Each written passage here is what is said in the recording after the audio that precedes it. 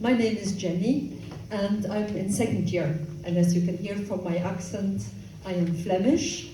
And I'm 42 years in Ireland, so I thought it was about time I started doing something serious with traditional music and also with my fiddle. My fiddle is rather old and very precious to me. I am very proud of it. I don't know if my fiddle is proud of me yet, but we'll work on it. But maybe that is something for you. You might have an instrument lying somewhere in the house that you haven't touched for a while. So pick it up, do something with it, join the chorus. After the beautiful song that Breed sang, we livened things up a little bit and we played two reels. One was called An Glontan and the other one, the Ballinadreen Fair, are also called Lavin's Favourite.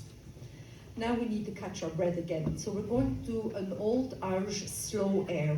One that you probably all know very well, even if it's not the place certainly to hear, to Coolin. The Coolin is quite old. Some research would put it into 13th century. Others are a bit more conservative and put it in the 17th century. You're getting a lot of history. I won't say any more than that, but to say that it was a very much part of the repertoire of the harpers of that time. In so much that in 1792, the Belfast Harp Festival was won with this particular tune played by Charles Fanning.